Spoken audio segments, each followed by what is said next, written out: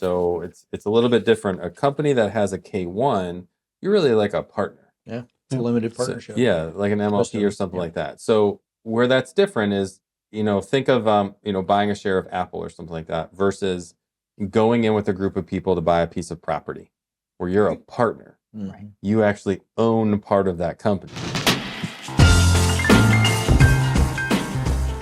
All right, guys. So we just got through tax season.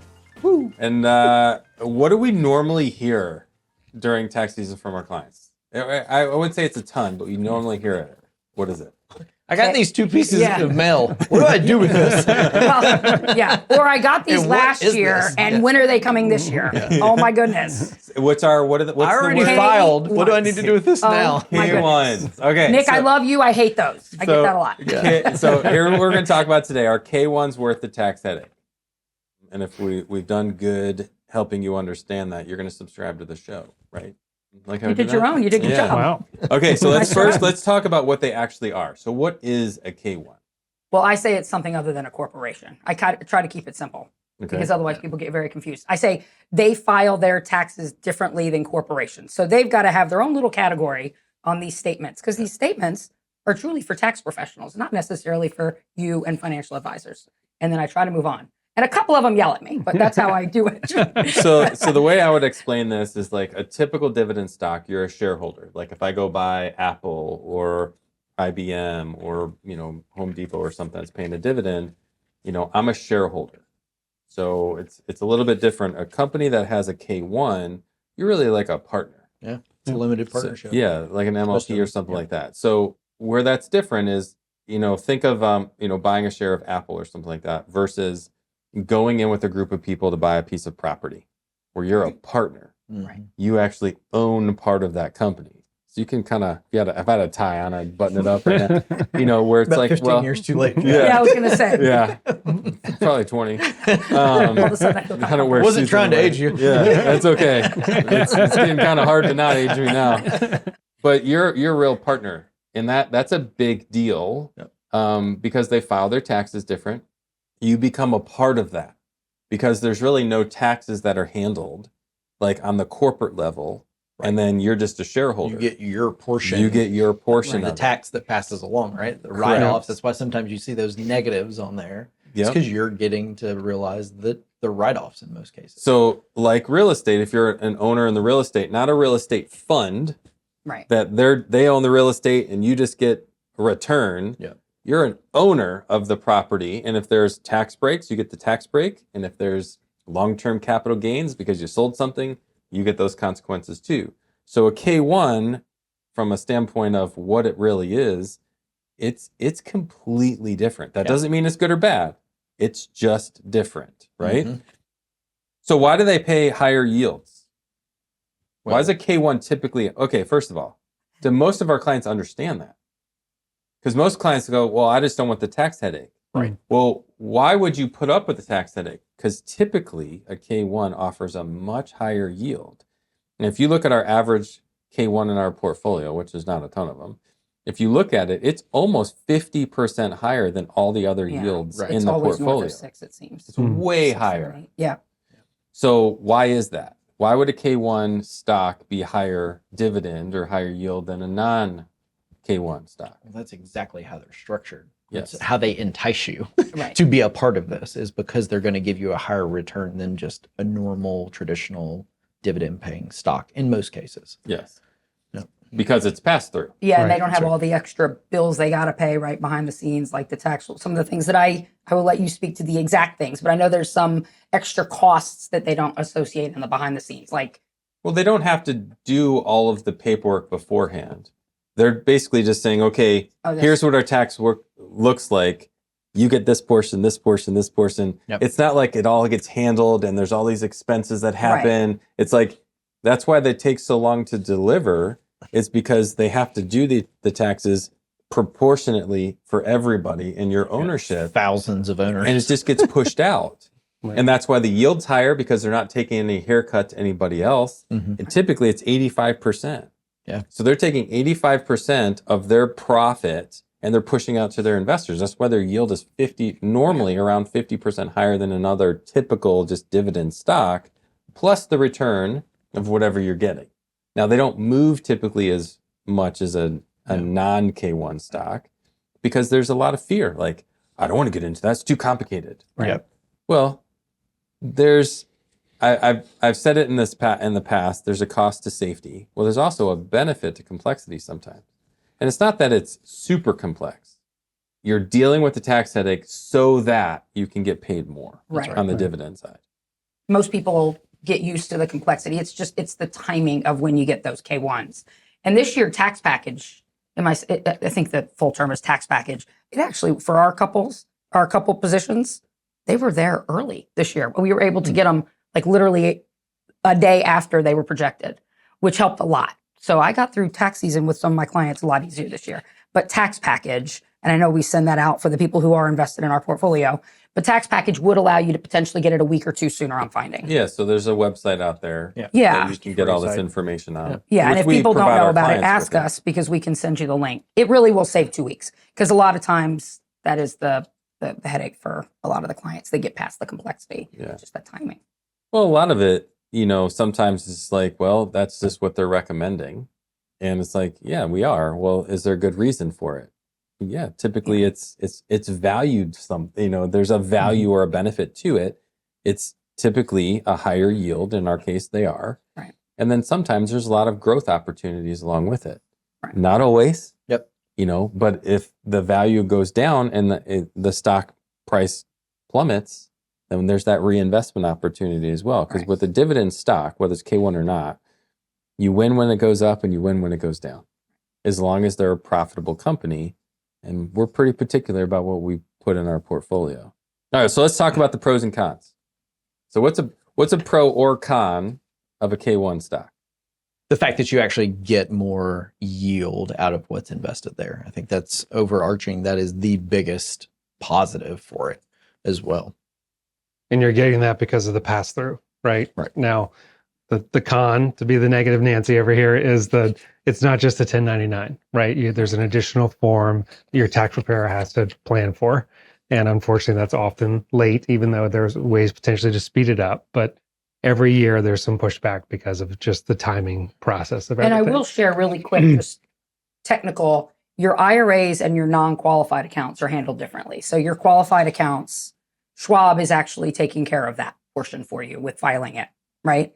Whereas your non-qualified or your non-retirement brokerage accounts, the K1s, you have to include those when you do your taxes. I like to clarify that because sometimes people get confused. Well, and I will say a pro and con that goes along with what you just said. It's the same thing, but it can be a good and bad. And it's the tax benefit. Because it's passed through, there could be, let's say, an earned $10,000 of profit, but you might only pay tax on $5,000. Even if we haven't sold, because the company made X amount of profit, your portion was the X, and you, because of the way taxes settled, you didn't have to claim all of that. Now, the con on that is that could be upside down. They had a huge amount of profit. They merged a company, they bought some, they sold something, and you're like, what the heck? Well, you made a lot of money. The company made a lot of money, and there could be taxes. Now, what you just said, Nikki, where K1s are handled differently potentially for a non-qualified versus an IRA. There are times, it doesn't happen often, but it does happen, where you can actually pay tax on an investment inside of an IRA that hasn't even been sold. How is that possible? How could you owe tax without taking a distribution in an IRA? Because it's a K1. And the company claimed a profit, even though it's held in an IRA, you could have to pay a few $100, $1,000 in tax or more, depending on how the size of your holding, even though it's held in an IRA.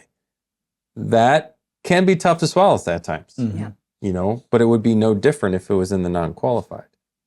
In the tax deferral, and we haven't alluded a ton to tax map, but when it comes to taxes in your IRAs and comes to taxes in your retirement, there's a lot of things that you can do, a lot of strategy you can implement to reduce your taxes. Okay. This is a con.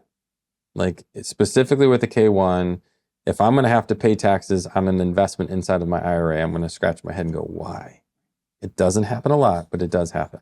Would you still have to pay it in a Roth? I would it's imagine business income, Yeah, I because don't you're know. a partner, and because they had to pay it, you had to pay it. I thought. even in the Roth. I would I defer don't to know you, the answer. but That's a great question. We'll have to Do you talk- know the answer to it? I don't. I'm gonna have to ask the question, you got to have to I phone know, a that's friend when they get back from their sabbatical after tax right. season. I'll have to call Come them. out from underwater wherever they are. Because That's most of the a time, great question. I haven't even seen Follow a up. scenario with our holdings yet where it's been even a sizable amount of gain to where it's really affecting their taxes yet. I have. Oh yeah. I have an IRA. As we've not talked in a about, Roth. you've been doing this longer. We owe an answer. Yep. I think Yeah. we owe the group an answer. That's right. Yeah. All right, not it. Yeah, I was going to say, I know it's the person you asked. I asked it. I'll go figure it out. That's right. Actually, I may- want to know the you answer to that. If they subscribe, then maybe they can find out the answer. I'll try to have it by the next show. There you go. Any other pros or cons here? I think most people who've been through the process are like, okay, I get it. I get it. It's worth it. Yeah. So if I look at my hourly pay, I basically got to spend an extra hour. But you know what? I got paid a pretty good amount. So once people have been through the cycle, once, maybe twice, I find that they're a little bit easier going about it. Yeah. And I've actually had people ask me to take their non-qualified accounts out of K-1 positions. And I have had those same clients after a year that have also seen some of the K-1s in their retirement accounts say, Nick, we will put you back? still love me if I ask you to put those back? No And it takebacks. is. It's because it's hard. And especially as those accounts. Sure, build we'll up. put them back. You just lost 20%. Yeah. But that's okay. And I'll harass you a little bit every so often. But Well, and that's kind of the impetus of this show too, is to like educate our clients and hey, here's what's really happening. Know that going in. See if you can go ahead, talk to your CPA. See if you can get everything else in, knowing like you can have everything done and prepared. And hey, I got 2 pieces of mail that are going to come to you in mid-March.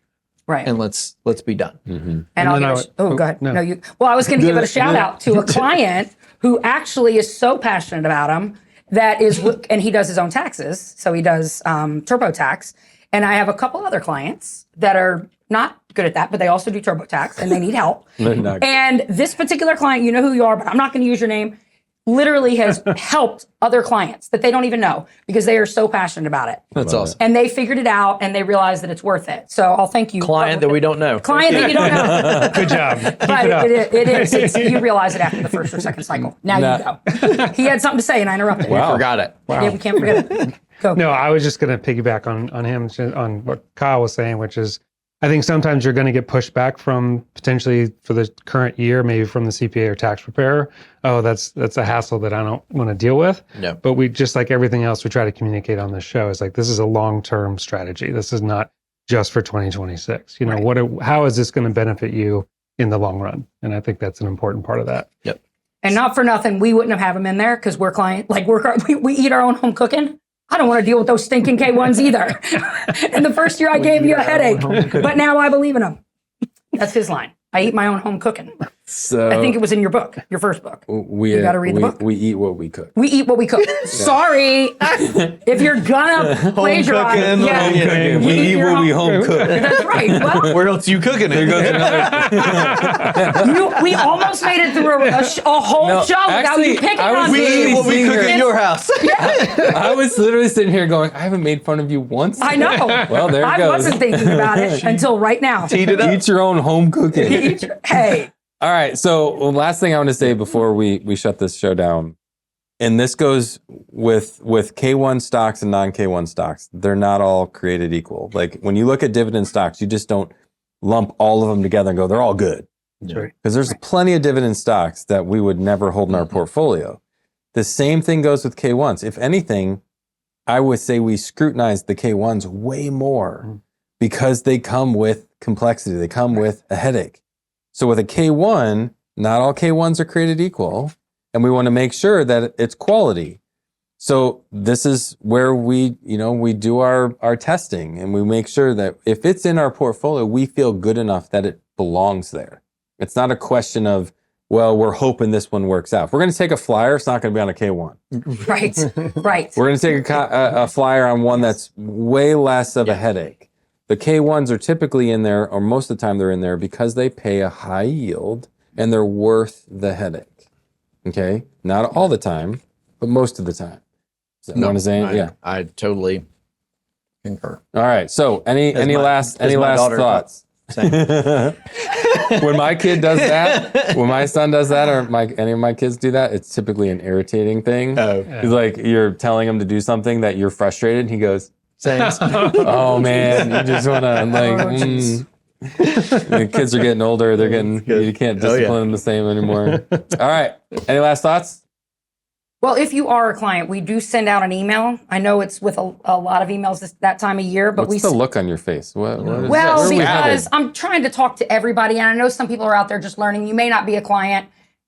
If you are a client and you need some help on K-1s, we will generally send out a pretty thorough, but yet hopefully bulleted, easy to read. It is bulleted and easy to read K-1 information email. So refer to that. Hopefully you've already If you're a client. If you're a client. If you're not, sorry. If you're not, Become one. yeah, become one. And we'll help you. Oh boy. Well, All right. Well, hopefully you learned a lot today. If you have any questions, put them in the comments below. If not, God bless.